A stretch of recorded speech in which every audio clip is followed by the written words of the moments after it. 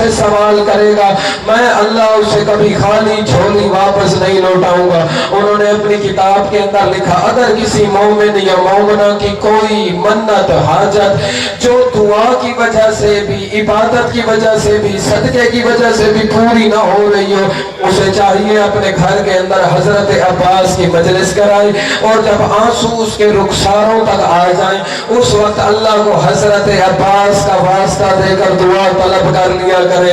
اللہ غازی کے صدقے میں کوئی دعا رد نہیں کیا کرتا، کیونکہ عباس کی اپنی کوئی حسرت پوری نہیں ہوئی، اس لیے غازی کے نام سے جو بھی مانگتا ہے اللہ اسے کبھی خالی نہیں لوٹاتا۔ دلہے والوں میں نے گن کے 5 سے 6 جملے مکمل کرنے ہیں، انہی پر میرے مرشد کا علم آ جائے گا، اور آپ نے بھی سلامی کرنی ہے، میں نے بھی سلامی کرنی ہے۔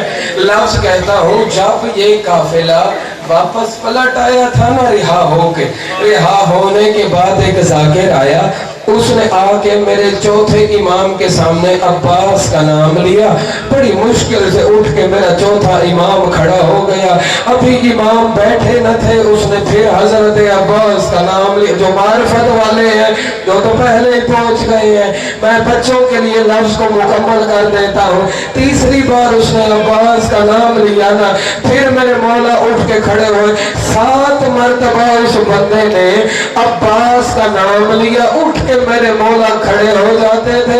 بندہ رو کے کہنے لگا مولا آخر وجہ کیا ہے؟ جب میں عباس کا نام لیتا ہوں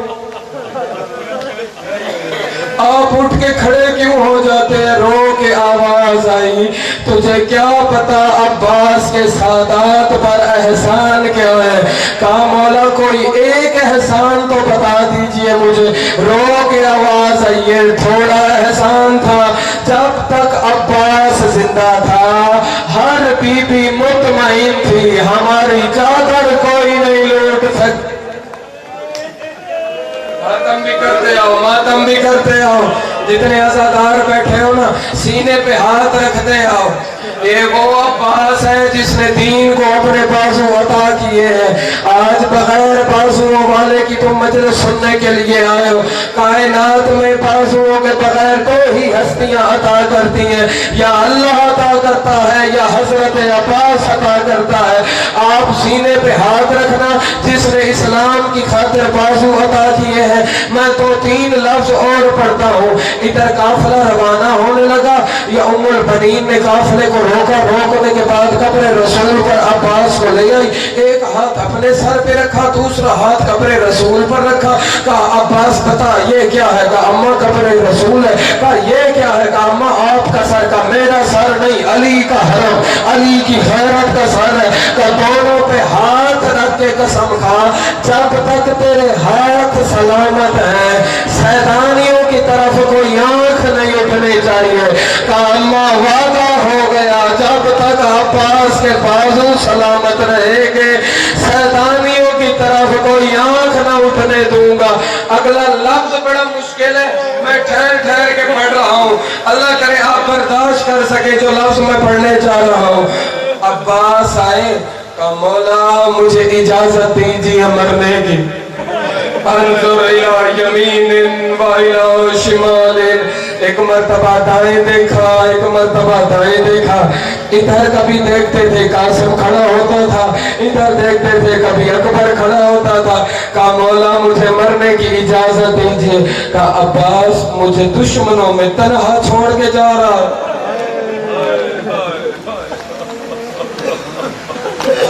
کہا مولا اب اگر میں نہ جاؤں تو آپ جائیں گے، مجھ سے ہر کسی کی موت برداشت ہو سکتی ہے، آپ کی برداشت نہیں ہو سکتی۔ کہا عباس اگر جانا ہے نا ایک کام کر، جاؤ خیمے کے اندر اپنی پالنے والی سے اجازت لے کے۔ پالنے والی کا نام آیا کہ جیسے خیمے کے اندر آئے انما یرید اللہ لیذھب عنکم الرجس اہل البیت ویطہرکم تطہیرا۔ آیت مکمل ہوئی، علی کی بیٹی خیمے کے دروازے پہ آ گئی، کہا عباس جلدی اندر آ، میں تیرا انتظار کر رہی تھی، تو کب آئے گا؟ عباس جیسے آیا نا جیسے نمازی تشہد کے اندر بیٹھتا ہے یوں گھٹنوں کے بل بیٹھا۔ کہا آقا ذاتی مجھے مرنے کی اجازت دیجیے۔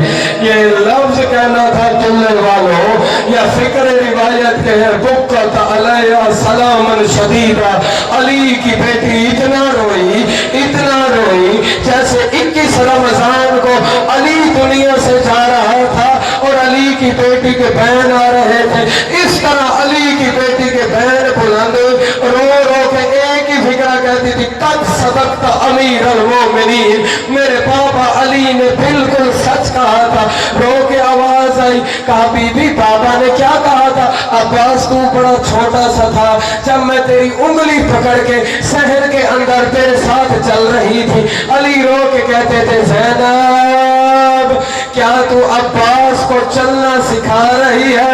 मैं तड़प के कहती थी, नहीं बाबा, अब्बास के सहारे से चलना सीख रही हो। उस वक्त बाबा ने मुझे अपने पास बुलाया था, मेरी कलाइयों पे भौंसे दिए। मैं रो के कहती थी, बाबा बेटियों का सर चूमते हैं, मेरी कलाइयां क्यों चूमते हैं? रो के कहा था, ज़ैनब एक वक्त आएगा जब तेरे हाथों में रस्सियां पहनाई जाएंगी। अब्बास मैं तेरा कद देखती थी, तेरी जवानी देखती थी, फिर मैं कहती थी जिसका तेरे जैसा भाई हो भला उसके हाथों में रस्सियां कैसे आ सकती है? अब्बास अब जो तू जा रहा है ज़ैनब को इत्मीनान है, अब मेरे हाथों में रस्सियां जरूर आएंगी। या इधर अब्बास सकीना के पास आया, कहा सकीना तेरा बाबा मुझे मरने की इजाजत नहीं देता, मैं तेरे लिए पानी कब का ला चुका होता। या तड़प के आवाज आई, चचा जरा मेरे करीब आ, मैं तुझे बाबा से इजाजत ला के देती हूँ। उधर हुसैन की बेटी ने मश्क उठाई, मश्क उठा के न तुल्ले वाली एक मंजर बड़ा अजीब हुआ। सकीना ने मश्क पहनाने के लिए चाचा से कहा, चाचा मेरा कद छोटा है, जरा तू झुक जाना, मैं तुझे खुद मश्क पहनाती हूँ। मश्क पहनाने के लिए ना सकीना कदमों पे उतना उठी जितना उठ सकती थी, शरीफ चचा उतना झुका ना जितना झुक सकता था। हाथ सकीना के कदमों पे लगाया, सकीना ने चचा को मश्क पहनाई। रो के कहती है, चचा तूने मेरे कदमों को हाथ लगाया है, मैं इमाम वक्त की बेटी हो के तुझसे वादा करती हूँ अल्लाह तेरा हाथ कभी नीचे नहीं आने देगा। जाओ हर अलम पे सकीना की दुआ बन के देखो, हजरत अब्बास का अलम आज भी मौजूद है।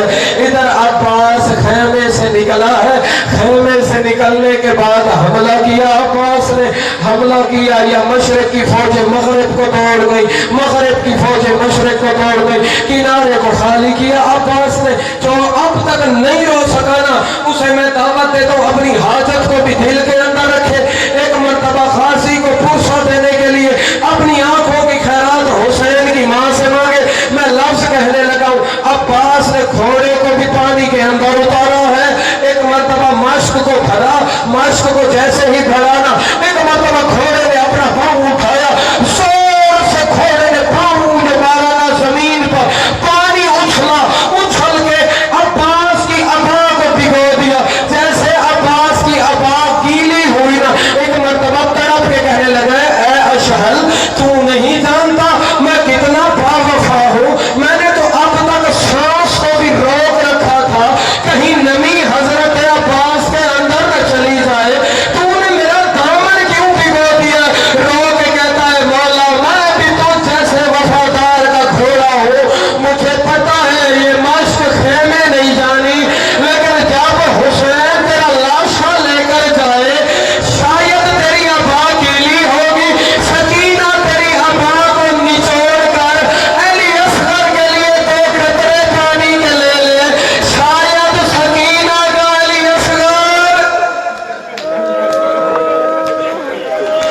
हुसैन की मां तुम्हें सलामत रखे जो तुम्हें मार्फत मिली हुई।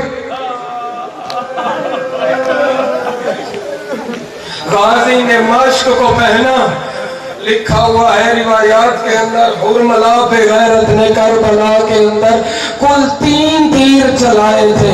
अब सुनोगे, एक तीर उसने हुसैन के लिए चलाया था, एक तीर उसने अली असगर के लिए चलाया था, तीसरा तीर कौन सा है जो फकत हजरत अब्बास के کے لیے چلا گیا تھا. جب انہوں نے دیکھا نا عباس نے مشق بھر لی ہے. عمر سعد کمینہ کہتا ہے اگر مشق خیمے پہنچ گئی ہم جیتی ہوئی جنگ ہار جائیں گے.